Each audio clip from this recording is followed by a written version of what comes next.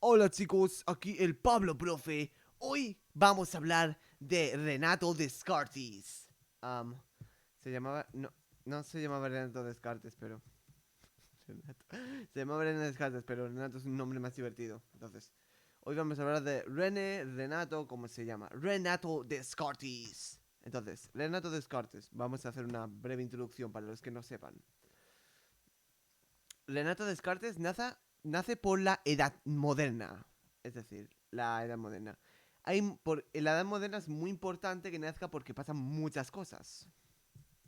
Mira, en la Edad Moderna pasan cosas como el descubrimiento de América. A ver, América. Pasa también, cae el imperio romano de Oriente. También está todo lo de la reforma y contrarreforma, que será muy importante para Descartes. Está la ilustración, está el renacimiento, obviamente. No nos podemos olvidar. ¿Vale? Entonces, pasan muchas cosas, hay muchos cambios en la edad moderna, ¿vale? Y esto, uno de los cambios que más va a afectar al pensamiento, no, uno de los cambios que más va a influir René Descartes es la revolución científica. Científica. Porque la revolución científica, por ejemplo, Isaac Newton usa como referencia el método que desarrolla Descartes para las ciencias que hablaremos tarde para desarrollar así sus leyes de la gravitación. Entonces es muy importante René Descartes, ¿vale? Entonces, René Descartes nace, ¿vale? Y se interesa mucho por las ciencias. Se interesa mucho por ellos. Pero había un problema con las ciencias del momento, antes de la revolución científica, todo eso. Que las ciencias eran muy... que estaban muy separadas. Es decir, cada una seguía su propio método, cada una, es como, nadie sabía. Y además los métodos que seguían las ciencias eran muy malos y llevaban siempre error, entonces no evolucionaban nada. Vale, entonces, lo que el señor René Descartes se plantea hacer durante el resto de su vida es, vamos a hacer un método que unifique todas las ciencias y que sea un método como muy bueno, que no esté proclive al error y entonces y que sea efectivo. Entonces, esto es el proyecto cartesiano. El proyecto cartesiano. El proyecto cartesiano prácticamente es que Descartes se dedica toda su vida a hacer ese método. Quiere hacer ese método para así que todas las ciencias sean como guays. Que a la gente les gusten las ciencias. Porque antes no le gustaba nada de la ciencia. Entonces, Descartes quiere hacer un método para prácticamente un método universal para todas las ciencias que sea muy bueno.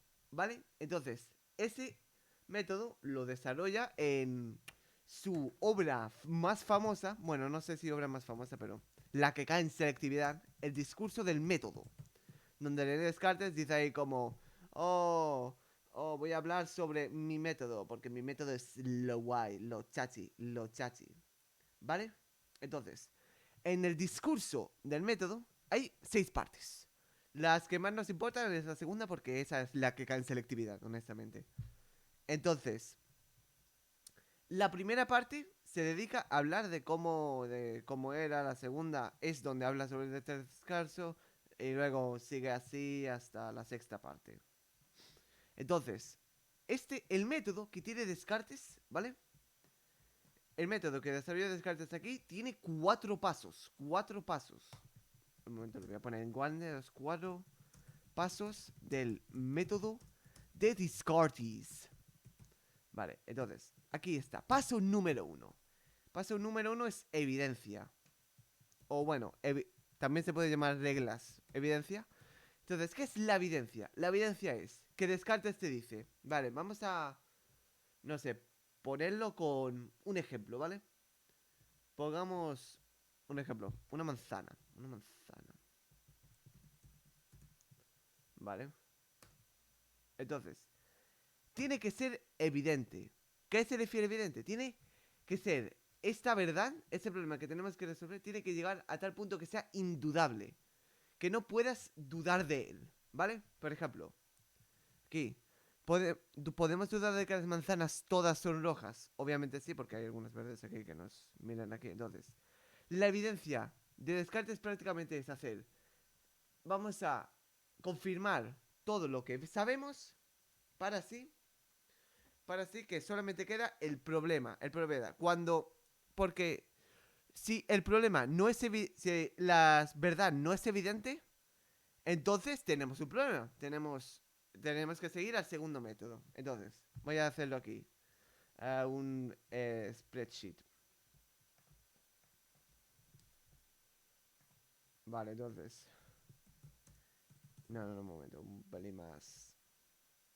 Más. Si verdad es evidente. Entonces. Si este problema. Si la verdad. Es decir, que no quede. Es decir, tenemos que resolver el problema para que sea evidente. Para que no pueda haber ninguna duda de qué estamos resolviendo. Porque si hay dudas de qué estamos resolviendo, pues todo el mundo se confunde y no llegamos a nada. ¿Vale? Entonces, el segundo método del discurso del método y del método de Descartes es, pongámonos aquí, segundo, es el análisis. ¿Vale? Aquí es donde el problema se simplifica. ¿Vale? Entonces, prácticamente, es que honestamente no sé ningún ejemplo. Es tan fácil como decir de que aquí, si uno de los principios de Descartes es que no se puede resolver un problema muy complejo. Si intentamos resolver un problema muy complejo, nos liaremos más. Pero si resolvemos un problema simple, nos liaremos menos. Entonces, el análisis es simplificar el problema, ¿vale?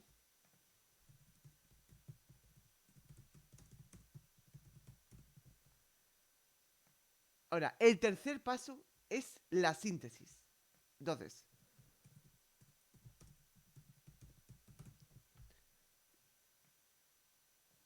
de los problemas que tenemos, ¿vale? Va a haber, esos problemas van a ser como una, aunque lo hayamos simplificado, va a haber siempre una forma de más fácil a más difícil para resolverlo. Entonces, la síntesis tenemos que cargar la forma más fácil a más difícil de entenderlo. Porque si empezamos por lo más difícil y terminamos por lo más fácil, eso va a ser un pelín contradictorio, ¿no?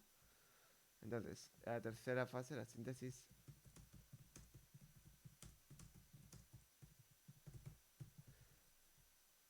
Vale, de más fácil a más difícil. Y cuarto es la comprobación, ¿vale?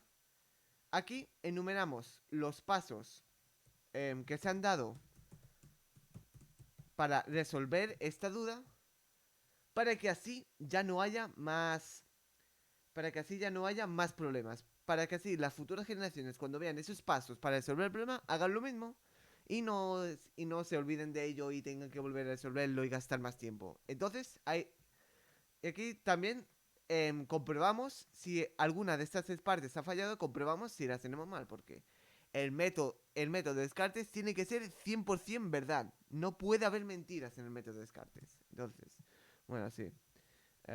Se comprueba y se enumera y se dice cómo resolvió. Vale, pero este método Descartes no lo inventa él. Es un método que ya se hacía desde las matemáticas. Porque el Descartes, ¿vale? Cuando era joven estudiaba muchas matemáticas. ¿Vale? Entonces, las matemáticas que estudiaba se encontraba de que como se enseñaban era similar, era una forma muy buena de aprenderlas, al contrario que las otras ciencias que eran muy malas de aprenderlas. Entonces, las matemáticas podéis aprenderlas muy fácil, bueno, no muy fácil, sino de forma cohesiva, es decir, que las podías aprender simplemente usando. Era como el método de Descartes, ¿vale? Primero, evidente. Era el problema. ¿Son los problemas evidentes? Sí. No más 2 es un problema bastante evidente, ¿vale? Es decir, si te dan una suma, tú sabes lo que hacer. Si lo has aprendido, sabes lo que hacer. Es bastante evidente. Segundo, análisis, donde se simplifica el problema. ¿Qué hay más simple que hacer algunas sumas, restas y todo eso? Incluso lo más complejo, como álgebra, o todo eso es solamente aplicar las sumas, resta, multiplicación y división una y otra vez, y a lo mejor alguna raíz, alguna potencia, pero poco más. Tercero, síntesis, de más fácil a más difícil, claramente. Porque en mates lo aprendemos de más fácil a más difícil. No empezamos con álgebra ni con cálculo. No, no, no, no, no. Empezamos con sumas, luego restas, luego multiplicación, luego división, luego álgebra, luego trigonometría, luego geometría y terminamos con cálculo. Porque si le das a un niño de 5 años, no sé, una integral, te va a decir qué cojones es esto. ¿Por qué pusieron letras en las mates? Entonces va a estar muy confundido porque todavía no ha dado álgebra ni no ha dado eso. Entonces hay que enseñar de más fácil a más difícil. Similar a cómo se resuelven los problemas de más fácil a más difícil. La comprobación se comprueba y se dice cómo se resolvió. Porque la mejor forma de asegurar que tú estás bien en mates es volviendo a hacer el ejercicio de nuevo. Entonces, ¿veis cómo se está relacionando cómo funcionan las mates que cómo funciona el método de Descartes? Vale, muy bien. Entonces, ese es el método de Descartes. Este método, bueno, esas son las 4 reglas del método de Descartes. Ahora Descartes. Descartes tiene un problema con replicar este método. Es que estaba loco como una cabra. En el sentido de, en donde vivía en la Edad Moderna, existían tres como grupos filosóficos. Estaba el primer grupo. El primer grupo son los racionalistas, ¿vale? Estos, los racionalistas, que es el grupo de Descartes, dicen de que hay una verdad absoluta y que se puede resolver y se puede conseguir esa verdad absoluta mediante el uso de la razón, de la lógica. El segundo son los empiristas, que dicen también que hay una verdad absoluta, pero que se puede conseguir por los sentidos, ¿vale? Y tercero, están los escépticos. Los escépticos simplemente dicen que no hay verdad absoluta. Ya está, no, la verdad absoluta no existe. Entonces, Descartes consigue mucha controversia por los escépticos. ¿Por qué? Porque van a decir este método de Descartes que supuestamente va a encontrar cualquier verdad absoluta y van a decir, pero no hay verdad absoluta, Descartes. Entonces, Descartes quiere demostrar a los escépticos que se equivocan, que hay una verdad absoluta. Entonces, ¿qué hace Descartes? Usa lo que se llamará la duda metódica. No sé si hay alguna imagen porque... vale.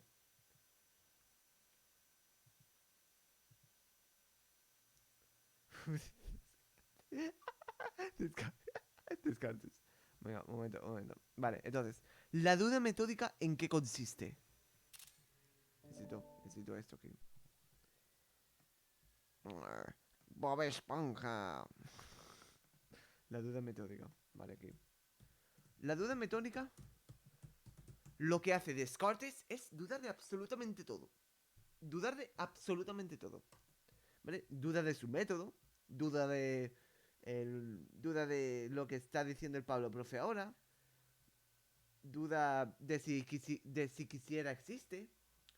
Duda de todo, ¿vale? ¿Y qué llega a la conclusión de Descartes? Bueno, Descartes concluye en una cosa.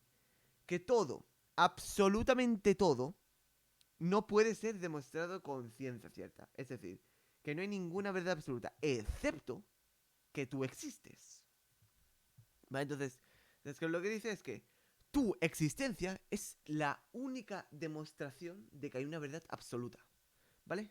Y esto lo caracteriza con su famosa frase: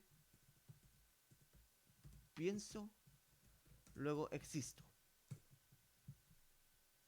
Aquí, Descartes.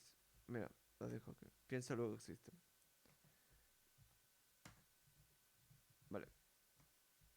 Entonces, Descartes, a lo que se refiere con pienso, luego existo, es que, por esta frase, por ejemplo, se refiere a que uno solamente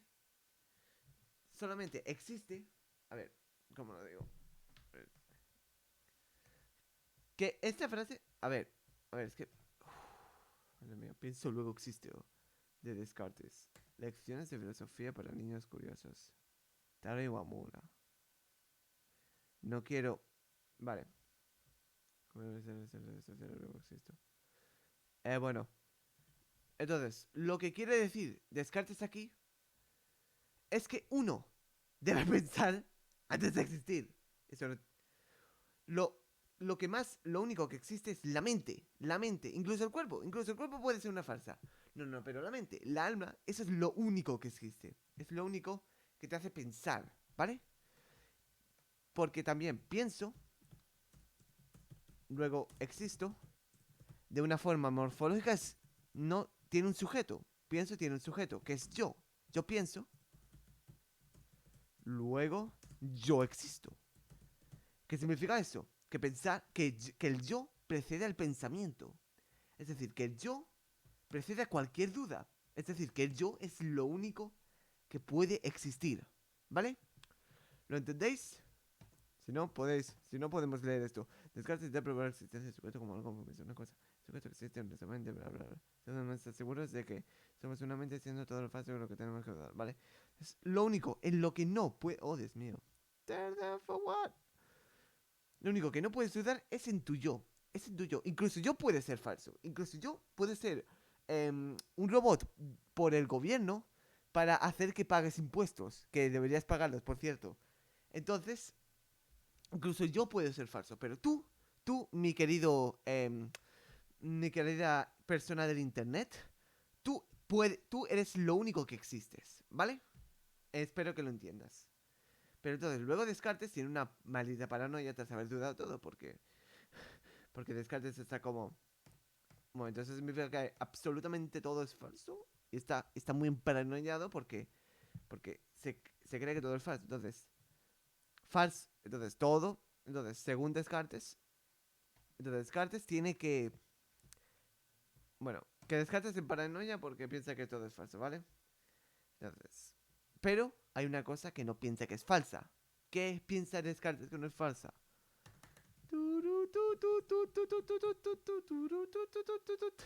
Aquí está, Dios, Dios, Dios, Dios. ¿Vale? Entonces, aquí el diosito Descartes sabe que existe. Sabe que existe. ¿Por qué Descartes sabe que existe? Descartes sabe que Diosito existe por lo que hemos hablado antes, ¿vale? Entonces, bueno, hay tres formas que hablaremos luego de por qué Diosito existe, pero también ahora vamos a hablar de la idea del infinito. Entonces, miras que Descartes. Vale, miras que Descartes está dudando aquí, duda de lo que es la idea del infinito. Es decir, la idea de lo perfecto, de la perfección. Es decir, la idea de lo que no puede ser comprensible. Y Descartes se entera, pero yo nunca he visto el infinito. ¿Cómo puedo saber entonces yo la idea del infinito? ¿Ah? Pues eso es porque la idea del infinito viene de Dios. Ya está. Viene de Dios. Dios la tuvo que poner ahí. ¿Vale? Esta es una de sus argumentos por los cuales Dios existe. Voy a ponerlos aquí. Vamos a hablar de todos.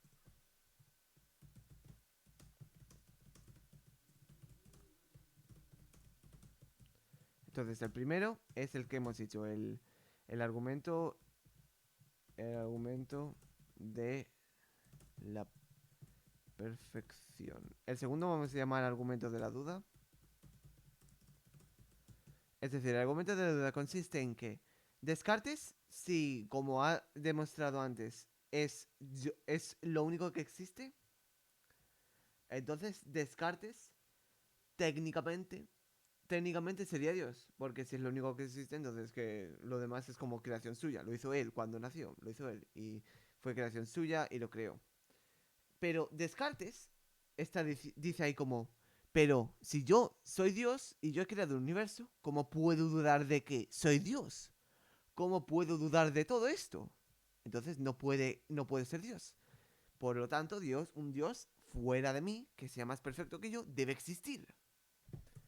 Y el tercero es un argumento ontológico. Y para eso Descartes llega a su asignatura favorita, que es la geometría. Vale. En la geometría hay muchas formas. Pero estas formas no salen en la naturaleza. Bueno, sí salen en la naturaleza, pero en el sentido de que salen. De que salen. Bueno, por ejemplo, si. Vamos a poner un girasol. Vale, un girasol sale. Un girasol. Podemos ver aquí que hay un círculo. ¿Vale? Que hay un círculo ahí. Pero nosotros. Pero la naturaleza no creó el círculo sabiendo ya de que existía un círculo. Porque antes de que los círculos se crearan, los girasoles existían. Entonces. Entonces. Las. Entonces el círculo es más bien una.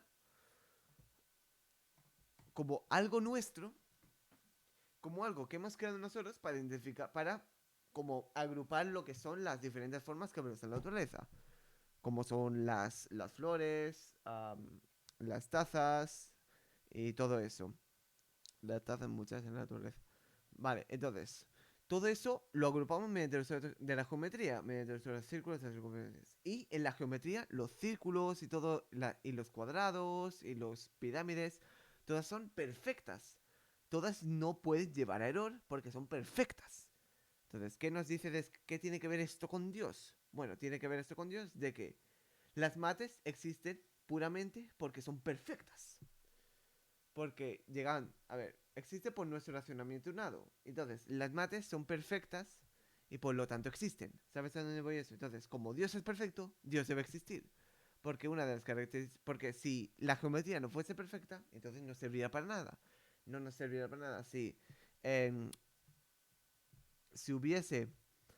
Si hubiese un error matemático cada vez que intentamos hacer un círculo con la aplicación de MS Paint, entonces no. Entonces la aplicación de MS Paint no serviría para nada. ¿Sabes lo que digo? Entonces, esto nos lleva a decir de que como las mates son perfectas, es necesario que existan. Y como Dios es perfecto, es necesario que exista. ¿Vale?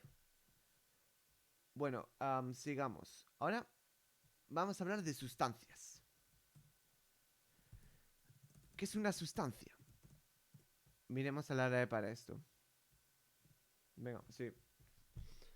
Una sustancia es un elemento. Esto no es. Vale, sustancia en el término de Descartes. ¿Qué es una sustancia? La sustancia, Descartes la define como algo que es necesario para que otras cosas existan. Por ejemplo, Dios mismo. Dios es necesario. Dios es necesario para que nosotros existamos porque Dios creó el universo, creó todo. Entonces, sin Dios no habría nada prácticamente. Entonces, esa es la sustancia infinita, porque Dios, como hemos visto, es infinito en su forma. La sustancia infinita. Pero también hay sustancias finitas. Y Descartes dice dos. Primero es lo que llama la was cogitans. Entonces, ¿qué es la res cogitans? La res cogitans es como una forma muy clasicista de decir la alma y la mente, ¿vale? Y la segunda es la res extensa. Entonces, la res extensa es el cuerpo, prácticamente. Porque la res cogitans es más importante siempre que la res extensa. Porque si no tuviéramos mente, ¿qué serviría el cuerpo si no tuviéramos mente? Todos los seres vivos tienen una mente. Seríamos como plantas entonces. Seríamos puramente como plantas. Y las plantas son muy aburridas. Entonces por eso tenemos una res cogitans y por eso es más importante la res cogitans. Vale, entonces, sigamos con Descartes. Descartes dice. Descartes también am, desarrolla su física. La física. La física. Pero este tipo de física no. Es decir, la física que desarrolla Descartes es más parecida a la metafísica que la física que es moderna. Es como le importan mucho los mates, pero. Vale, entonces, ¿en qué se basa la física de Descartes. La física de Descartes se basa... Pensé a guardar los... Cancelar. La física de... Da igual. La física de Descartes se basa en las relaciones causa-efecto. ¿Vale? Recordemos que son las relaciones causa-efecto. A ver, vamos a poner aquí una... Según Aristóteles, dijo que el mundo estaba gobernado por las causas y los efectos. Entonces, según Aristóteles, dice de que todo tiene una causa y todo tiene un efecto. ¿Vale? Es decir, la causa de que yo esté aquí es porque nací, es porque y todo eso tiene un efecto. Entonces luego ese pensamiento lo traslada Santo Tomás, ese pensamiento lo lee más tarde Santo Tomás de Aquino, ¿vale? Y de Aquino dice lo mismo, que existen las causas, que todo está formado por las causas y efectos. Entonces, ¿vale? Y entonces luego, y luego lo que dice y luego lo que dice Santo Tomás de Aquino va a Descartes, que dice prácticamente lo mismo, que todo es formado mediante la causa y mediante el efecto. ¿Vale? Entonces, pero esto le sirve a René Descartes como una forma de evidencia de demostrar de que, de que el mundo es como una máquina. De que el mundo es... de que el mundo funciona como causas y efectos y por lo tanto podemos determinar las causas para así determinar los efectos. Entonces funciona como una máquina, ¿no? Entonces eso es lo que es la cosmovisión. Cosmovisión mecanicista. La cosmovisión mecanicista. Que como dice que el mundo funciona como una gran máquina, que el universo funciona como una gran máquina, siguiendo muchas formas de causas y efectos. No, we ain't gonna take it. We're not gonna take it anymore. Vale. Entonces eso es prácticamente toda la física cartesiana. Voy a poner esto aquí para hacer el círculo de la vida.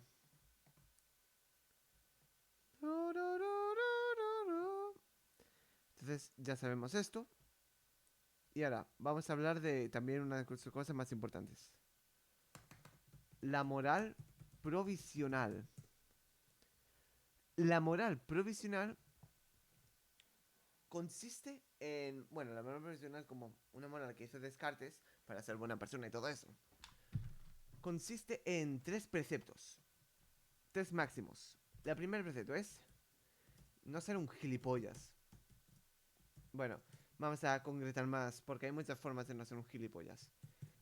La primera causa es que tienes que vivir acorde de la sociedad. Que tienes que seguir las leyes, pagar los impuestos, seguir a Dios Santo, bueno, según la religión que tengas, porque ahora mismo España es como laica, no sé, siga la religión que quieras. Tienes que seguir las órdenes de la sociedad, es decir, nada de revueltas, nada de rebeliones, nada. Eso no te hace una buena persona, ¿vale? La segunda máxima. Quería ser lo más firme, lo más resuelto posible en sus... Vale, la segunda máxima es que tienes que estar 100%... No, que tienes tú que estar 100% determinado en que vas a ser una buena persona. ¿En qué me refiero? Que tú tienes que... Una cosa es decir, soy una buena persona y otra cosa es demostrar que eres una buena persona. Las acciones hablan más que las palabras. Entonces, no solamente vale con decir, oh, soy una buena persona, no. Tienes que hacer acciones bondadosas, tienes que seguirlo. Eso Descartes para que seas considerado una buena persona. Y la tercera es que tienes que tú, si tienes, por ejemplo, lo que hizo vamos a tomar el ejemplo de Descartes. Tienes que tú, si quieres tú compartir, no sé, unos deseos, una filosofía, unas ideas con alguien, tienes que tú aplicarlas a ti mismo primero. Por ejemplo, Descartes, a ver, Descartes, si hubiera hecho este método, pero jamás hubiera demostrado que funciona, entonces ¿quién lo tomaría por en serio? Nadie, porque estaría diciendo ahí como, Ay, chicos, mirad este nuevo método. No lo he probado. Quizás no funcione, pero y sí. Entonces nadie lo probó. ¿Por qué confiaron en Descartes? Con gente como Isaac Newton. Porque Descartes probó su método, estuvo toda su vida con el proyecto cartesiano probándolo para perfeccionar todo eso. Y entonces sabemos a ciencia cierta de que como Descartes ha demostrado de que como Descartes de que como Descartes ha demostrado de que sabe de este método y que lo puede aplicar y todo eso, entonces lo hemos cogido este método. Así es como funciona. Así es como funciona la tercera ley del amor profesional. Creo que eso es todo, ¿verdad? Honestamente, este tema era bastante corto. Comparado con gente como Platón o Santo Tomás de Aquino, era bastante corto. Voy a ver, porque yo no me acuerdo nada más. Podríamos hablar de cómo Santo Tomás de Aquino era una persona muy, muy influyente en lo que es Descartes, pero eso ya lo hemos hablado. Vale. No. Bueno, am, voy a hablar un pelín de mí mismo. Yo nunca edito estos vídeos, por así decirlo. ¿Crees que me preparo algo para estos vídeos? ¿Crees que me preparo algo para estos vídeos?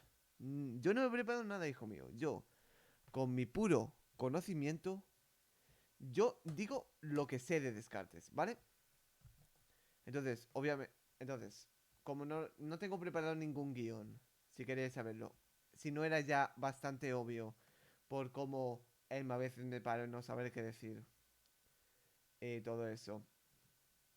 Entonces, perdona a los que les tenga que, ya sabes, liquear su nombre entero. Porque mira cuántos nombres enteros hay aquí, tío. Mira, ese es mi, mira, incluso los Pablo Profes tienen profes porque siempre hay que ser un estudiante, siempre la mentalidad de estudiante, ¿vale? Aquí tenemos el tema de Descartes. Descartes. Ay, mira, cuántos nombres enteros. Sería una pena que pudiera, con los nombres enteros, encontrar su ubicación, su edad, su fecha de nacimiento, su ubicación de nuevo y mandarles un bombardeo. Sería una gran pena, sería una penísima. Vale, entonces, lo que hemos dicho iría a quedar distinta. Lo que hemos dicho iría a quedar distinta. Entonces, evidencias absolutas, esto no importa mucho, duda metódica, le hemos dicho sustancias. O sea, no, es literalmente así de fácil. Vale, por eso chicos, la filosofía no es difícil. Al final, al principio de Descartes parece que es muy difícil, pero recordad que al final es fácil. Y espero que al final es muy fácil, porque la mayoría de la gente jamás estudia Descartes y hace Platón. Porque Santo Tomás de Aquino, nadie entiende Santo Tomás de Aquino, hermano. Pero Platón es incluso más difícil que Descartes. Porque Descartes, el problema es que se da muy tarde, pero es muy fácil. Entonces recordad estudiar lo que queráis porque yo no soy vuestro padre.